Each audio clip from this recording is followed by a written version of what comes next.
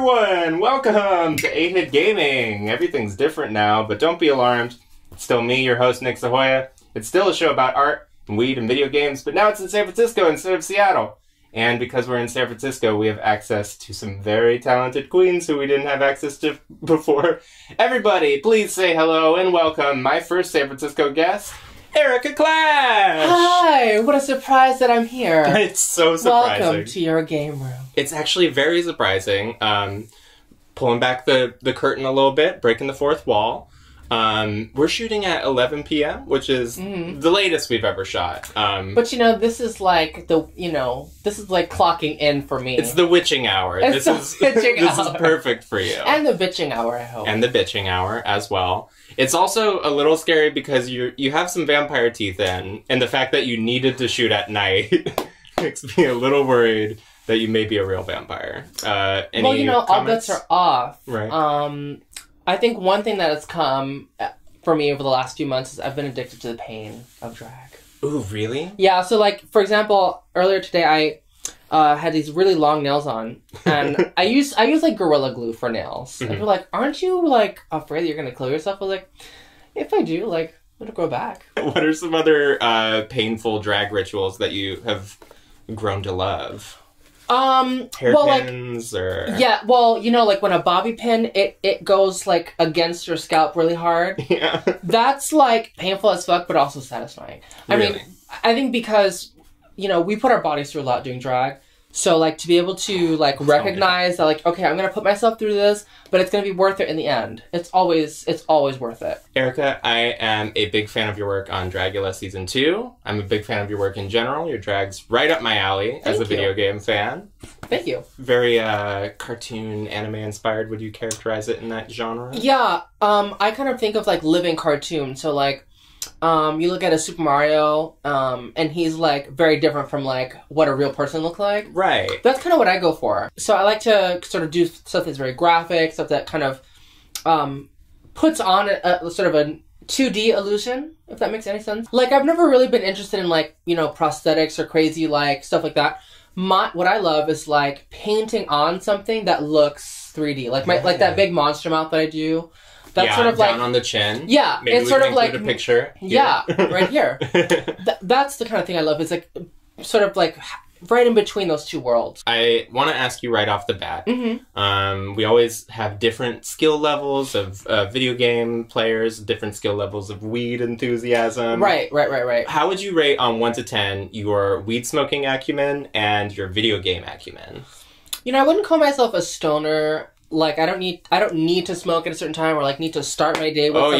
Yeah, me neither. But I do really enjoy it. I think for me as a self-care ritual, smoking and video games is really important. Especially in this last year, we got a Nintendo Switch. It's like Mario Odyssey, Breath of the Wild, of course.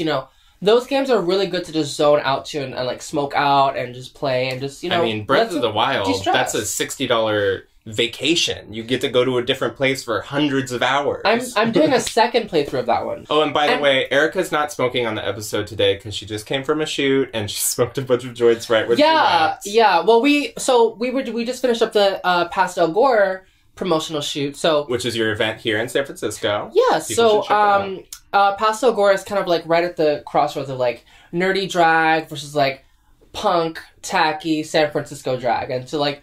Myself and my core cast members, Cash Monet, Kai Michaels, and Rakum Sakura. The gag is for each promotional shoot, we each pick a different color. Cute. So, and it's all pastel color. So you're purple. Lavender. Excuse me. Pastel. Oof. Mint, lavender, peach, yellow.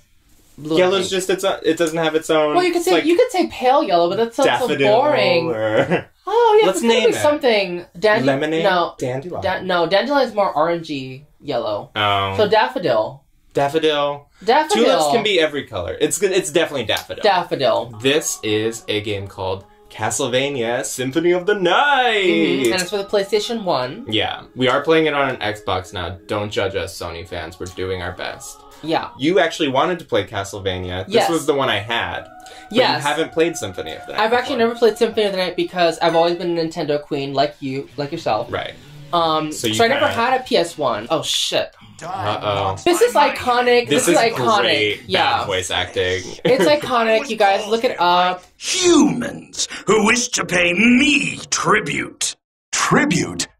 You steal men's souls! I will say he definitely doesn't sound like he's from Transylvania. No, but he's getting his cookies. He probably just, like, you know, got his new weave, you know, last week, and he's just chilling in his fucking castle, because that's what Dracula does in Castlevania. He just waits he there. just breaks glasses. He doesn't care. He's got 100 of them. Yeah. He's eternal. So anyway, I've never played this game. I've played Rondo of Blood, which, like, the ending of Rondo of Blood is the beginning of this game. Oh, really? Did so you we're know picking that? up where it left off. Yeah, we're still technically Rondo of Blood in the timeline. If that makes sense. Oh, shit. Right, because Castlevania goes all over time. It follows these different generation of the Belmont clan. Yeah, so Castlevania is like every Universal Studios horror trope, like in one game, but through this Japanese Just art like that style. Tom Cruise movie that didn't work out. Yeah, like that's what I love. Is like I grew up loving the Universal monsters. Like that and Godzilla was my way of my dad and I like bonding. That's awesome. You are so much cooler I'm than doing me. so I need to bad go. right now. Well, that's okay because guess what? What? Your drag assistant just comes and saves you once you really? get hit with enough fireballs. Okay, great. Yeah. Oh, what's going on? There she is. Yeah, she's got some barrettes for you. She's just gonna pin your hair back and fix you up, and you're gonna be fabulous, darling. Castlevania is really what I love about it is that it is, again, like Western horror tropes with this sort of Japanese art style. Right. So I've been really obsessed with Castlevania. I got into Super Castlevania 4 like in college. Did you play it on the Wii? Yeah, on the Wii Virtual Console. A shitload on and the then, Wii. oh fuck. I eventually was able to even track down a copy of Castlevania Bloodlines. Oh wow. That was for the Sega Genesis, and that one was set during World War I. Oh shit, girl. No, I'm not doing anything. This is all a cutscene. So this is Alucard. This is the son of Dracula. Dracula backwards. Sexy Spoiler alert. as hell. He's one of the hotter protagonists in any PlayStation game I can think of. Yeah, my legs. But everyone was all blocky back then, so do you think the sprite characters got hotter with age? I mean, Than the blocky. they started doing this whole anime look. So they kind of go from like this He-Man look, which is like very like slim, sexy, to the slim, sexy like anime, you know, visual kei goth guy. I think that was really a part of them evolving, you know. And I think a major part of them evolving into Metroidvania also. It's like, I don't know, this is kind of a high idea, but I would say... We love ideas here on But I would gaming. say, like, you look at, like, an African elephant versus an Asian elephant. Okay. It's like, they're almost different species, but they're definitely not. Do you want to hear something fucking crazy I heard in one of those, like, learn about stuff videos on YouTube? Tell me. The African and Asian elephant, or Indian elephant, whatever. The boulets right here. They've come for your soul, watch out. Yeah. So, those elephants have less genetically in common than us and a bonobo. Yeah, I did see that video. We're watching the same We're watching the same things. We're watching the same pseudo science, pseudo-educational videos. There are times, like, even in something like Paper Mario, you get halfway through the game and then you lose your entire lifeline to, like, how you play the game. Yeah, since you brought it up, let's talk Paper Mario. Oh. What is your experience with that series? It holds a very high place in my heart. I love them all. I think Super Paper Mario gets a lot of flack. I don't understand why. It was a fun playthrough. It was definitely just not quite an RPG, right? Yeah. But the whole turning the screen sideways, that was really inventive. But I guess because I love platformers so much, and because I love puzzle-oriented parts of Mario, right? I totally enjoyed it. Why? So the RPG ones are more of the diversion for you. I love that. Yeah, but at the same time, those didn't feel weird because I grew up playing Pokemon. Right. It's like, pretty it's not similar. that different. Have you ever done any Pokemon drag? Have you dressed as a Pokemon human? Oh my god, so or many. Pokemon? Girl, where have you been? Did you see me at DragCon? Were you at DragCon this year? I was at DragCon and I didn't get a chance to see you. I bumped into Disasterina and I bumped into Bitch, but I didn't see you at all. Well, it made me sad. I did Missing No for DragCon this year. I saw a picture of that. Yeah. That's fucking awesome. For those who don't know, Missing No was a bug in Pokemon Red and Blue. Yeah.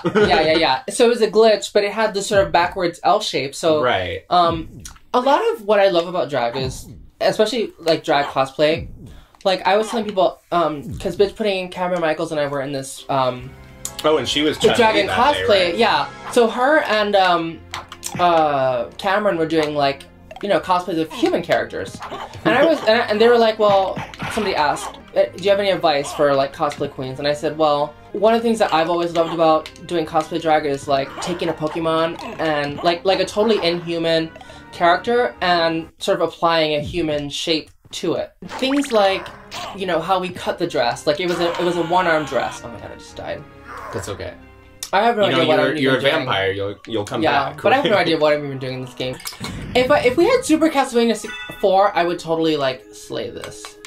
You know what's the crazy thing? We might. Let's put that shit on. Okay, let's do it. Die, monster! You don't belong in this world! Wow. And we're back! Oh my gosh.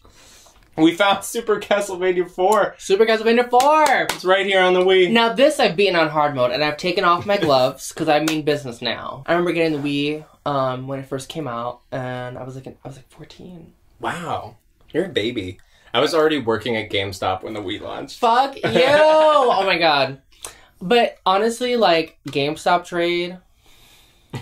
Oh, I thought you meant like trade-ins. You're talking about the boys working at the GameStop. Yeah, like GameStop trade is real. Super Castlevania 4. True classic for you. It's a true classic. It's one of my all-time favorite games. This one is the definitive 2D hack and slash Castlevania. Right, because like, this was the peak of this version peak. of the franchise. This was peak, honey. They switched it 3 up. and 4. 3 and 4. I mean, it's the same with Mario too. Like, you look at Mario 1, it was amazing, and it set the standard. Castlevania 2 and Mario Brothers 2, they kind of deviated from the formula and tried something different. Zelda 2 also. Zelda is like that as well.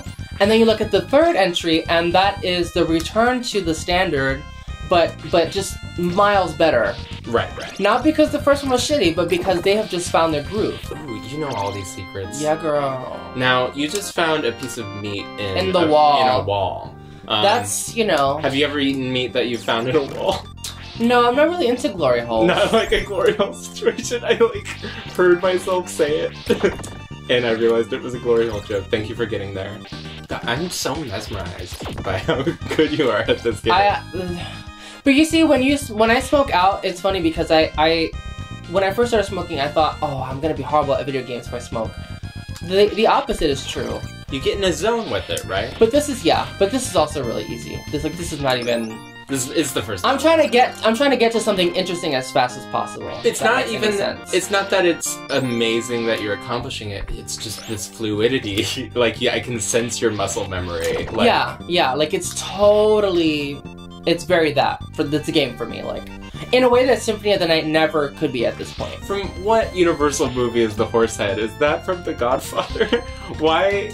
I have no idea what you're talking. Oh yes, no, it was The Godfather. Okay. Yeah. This is the Godfather monster. Because it was the guy's favorite horse. Okay, right. And he wouldn't do like what the Godfather wanted to do. So Corleone, they fucked him up. Yeah.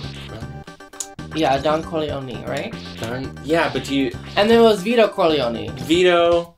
And that was Al Pacino. Yeah, and then he was the Godfather in the second one. Spoiler alert.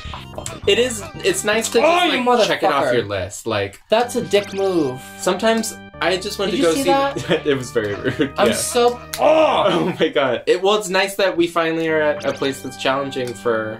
No, that wasn't challenging. That was just me getting, like, complacent. This is actually, by the way, probably one of the easier Castlevania games, and I'll tell you why. Tell me why. Because you have the 8-directional whip, you know? Yeah, I Simon Belmont is a lot easier to control in this game, and I think... Than Alucard. I think they probably thought too easy to control because they never quite went back to this control scheme again. Right.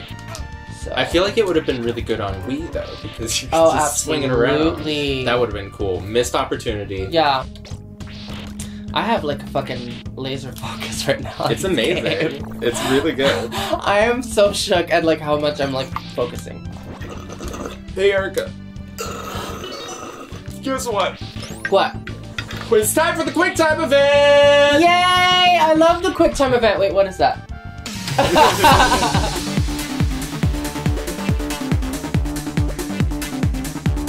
Question 1. Which of these games is an MMORPG? A. Advance Wars. B. Final Fantasy 13. C. Elder Scrolls Online. B?